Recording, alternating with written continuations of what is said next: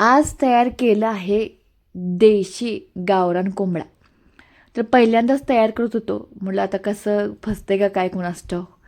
कारण की एकदा दोनदा केले की जरा आपल्याला हाताला सवय लागत्या किंवा आपल्याला जरा अंदाज लागतो की ही किती वेळा शिजतं म्हणजे काय होतं. तर जिथनं घेतलं आहे ना हे मटण म्हणजे हे चिकन, आता कोंबड्याचं मटण का चिकन काय म्हणायचं हे मला कळलं नाही. तर नक्की मला सांगा. तर हे घेतलं आहे, मी मटणच म्हणते.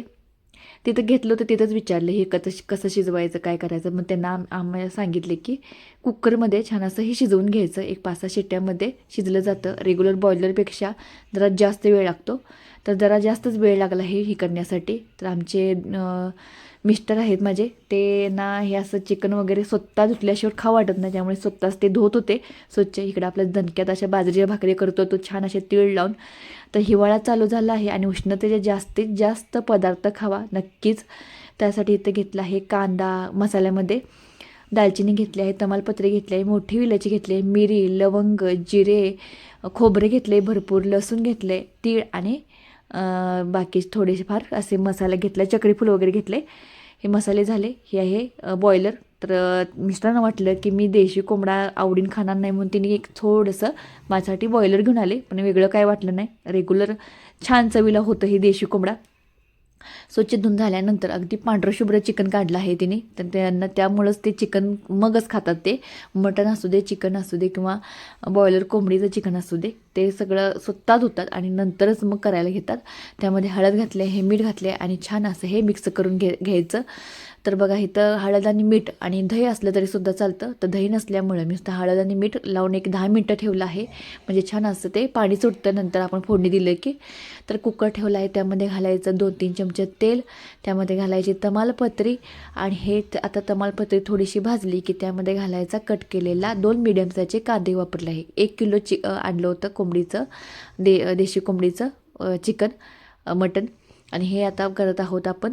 तर ते कांदा थोडासा परतून घ्यायचा आणि कांदा परतून झाला आहे की त्यामध्ये घालायचं मटण. हे आता हळद आणि मीठ लावल्यामुळे ह्याला पाणी सुटलं जातं.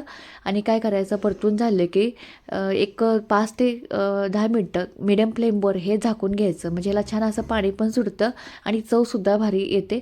तर असंच तुम्ही पाणी ओतलंसा की त्याला वेगळी चव किंवा डाडरल्यासारखं हे मटण होतं. मटण असू दे, चिकन असू दे, लगेच पाणी घालायची गडबड करायची नाही. थोडंसं वाफवून घ्यायचं 10 मिनटं आणि नंतरच हे यामध्ये पाणी घालायचं. पाणीसुद्धा घालताना गार पाण्याचा वापर शक्यतो करायचाच नाही.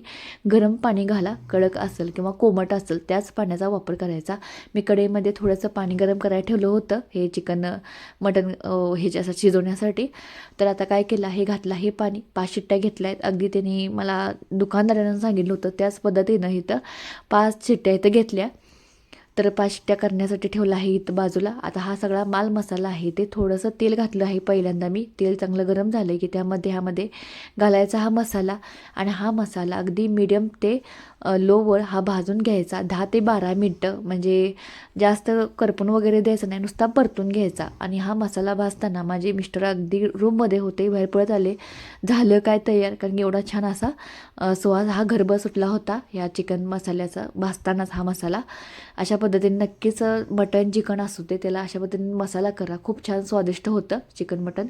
त्यामध्ये आल्याचा 1 इंच तुकडा घातला आहे आणि हे आहे कोथिंबीर. कोथिंबीर चे जे मागचे दांडे असतात त्याचा वापर जास्त मसाल्यामध्ये केला की मसाल्याला ना छान चव येते. तर घातला आहे मी वरती कोथिंबीर घातली आहे यामध्ये आणि हा मसाला भाजून झाला आहे. 10 ते 12 मिनटं हे परतून घेतलं आहे. थंड होण्यासाठी ठेवायचा आणि मिक्सरमध्ये छान अशी बारीक करून घ्यायचं. तर आता हे बघा 5 शिट्ट्या करून घेतल्या आहेत आणि शिजले का बघण्यासाठी बघत होतो. एकदम गरमागरम होतं, कुकरसुद्धा गरम होतं आणि चटके बसत होता, काय अंदाजच लागना भाजल्यामुळं. तर हे मटण मला कळना म्हणून माझ्या मिस्टरांना दाखवायला नेत होते. थोडंसं आळणी पण त्यांना दिलं. नंतर कळलं मला की हे काय शिजलं नाही म्हणून ह्याच्या आणि 2 शिट्ट्या घेतल्या. एकूण मिळून मग 7 शिट्ट्यामध्ये हे देशी कोंबड्याचं मटण शिजतं. तर हे आता कोंबड्यावर सुद्धा ठरतं वाटतं. तर हे आमचे घरामध्ये पाहुणेसुद्धा आले होते. तर हे देशी कोंबडा झाला नव्हता, बॉयलरचं झालं. तेवढंच त्यांना थोडंसं खाण्यासाठी दिलं, लिंबू, कांदा, काकडी. आणि बॉयलर कोंबडी काय 10 मिनटात शिजते. मसाला तर आपला रेडी झालताच, त्यामध्ये अगदी थोडंसं चटणी मीठ घालून हे थोडंसं फ्राय करून घेतलं होतं बॉयलर. थोडंसं खायला दिलं त्यांना आणि छान असं बघितल्यावर दृष्टी लागण्यासारखं होतं म्हणून म्हटलं व्हिडिओमध्ये दाखवलं आहे ते. तर चला आता रस्सा करून घेऊया. कुकरच्या आपण शिट्ट्या करून घेतल्या आहेत. हे ते मटण शिजलं आहे हे. आणि आता मसाला पण छान असं तेलामध्ये परतून घ्यायचा. झणझणीत करायचा, अजिबात हायगे करायचा नाही. मटण चिकनला झणझणीत खायला तेवढी चव येते.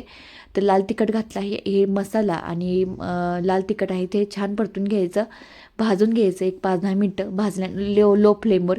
त्यामध्ये गरम पाणी घालायचा. हा मसाला छान असा भाजून शिजवून घ्यायचा, म्हणजे हा मटणाला ना चटणीचा वास येत नाही आणि रस्सा आहे तो छान लागतो. तर बघा तेल सुटोस तर पाणी घालून हे मी शिजवून घेतला आहे मसाला. त्यामध्ये थोडीशी कोथिंबीर घातली आहे, म्हणजे हा मसाला छान होते. ग्रेव्ही तयार झाली आहे आणि तेलसुद्धा सुटलं आहे. आणि ह्या ग्रेव्हीमध्ये घालूया आता जे मटण जे शिजलं होतं ते. अगदी अस्सल गावरान कोंबड्याचं झणझणीत रस्सा आपण इथं करत आहोत. अगदी तुमच्यासुद्धा तोंडाला पाणी सुटलं असेल. जे नॉनव्हेज लवर आहेत ते त्यांनी खूप आवडीनं आवर्जून हा व्हिडिओ बघत असतील. तर ती ढवळणी किंवा शिजलेलं मटण, रस्सा, तर्री आलेली ना, अगदी तुमच्यासुद्धा तोंडाला सुटलं असेल तर पाणी नक्कीच आणा आणि अशा पद्धतीने तयार करा. हिवाळ्याचे दिवस आहेत, भूकसुद्धा जास्त लागते आणि चमचमीत अशा प्रकारचे जेवण असेल तर काय विषयच वेगळा असतो. ह्याच्यासाठी खाण्यासाठी मी केली बाजरीची भाकरी तीळ लावून. याचासुद्धा व्हिडिओ केला आहे मी, तो नेक्स्ट टाईम टाकणार आहे बाजरीच्या भाकरीचा. अगदी का खावी हे सांगणार आहे. त्यामध्ये भाकरी करायचा असं काही विशेष नाही. जरा सुक्कं करायला घेतलं आहे. इथं कढईमध्ये घालायचा कांदा, 2 मिडियम साईजचे कांदे कट करून घेतले आहेत. थोडासा परतून घ्यायचा. त्यामध्ये घालायचा मसाला, लाल तिखट घालायचं आणि छान असं परतून घ्यायचं. तर सुक्क्याला थोडंसं तिखट कमी असावं, म्हणजे सुक्कं छान लागतं. तर तेल किती कमी घातलं आहे, कारण की रश्श्याला थोडंसं तेल जास्त पडलं होतं. म्हटलं त्यातलंच तेल ह्यामध्ये वापरायचं, म्हणजे सुक्क्याला बरोबर माप बसतं म्हणून. तर आता झाला आहे, सुक्क्याचा मसालाच भाजला आहे. त्यामध्ये घालायचा ह्या फोड्या मटणाच्या आणि आता फ्राय करून घ्यायच्या. तुम्हाला कचकचीत फ्राय टाईपमध्ये पाहिजे ते तुमचा असा विषय आहे. तर थोडंसं कचकचीत करणार होते. पाहुणे पाय आले की आपल्याला फ्राय न करता तर असं कचकचीत करावं लागतं. हिरवीगार देशी कोथिंबीर घालायची आणि तयार झालं आहे आपलं गावरान देशी कोंबड्याचं झणझणीत असं मटण.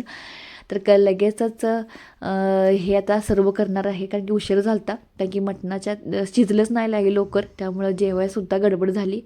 तर तयार झालं आहे. थोडंसं वाफवून घ्यायचं, म्हणजे चटणीचा वास येत नाही. तर बाज आपलं सुक्कं तयार झालं आहे. मस्त असं बघताच तुमच्या तोंडालासुद्धा पाणी सुटलं आहे, मला माहीत आहे. आणि हे आपले आहे तर बाज रस्सा झणझणीत अगदी गावरान. नक्कीच तुम्ही सुद्धा अशा पद्धतीने तयार करा. आणि माझे व्हिडिओ आवडत असेल तर प्लीज जाता जाता सबस्क्राईब मात्र करायला अजिबात विसरू नका. धन्यवाद.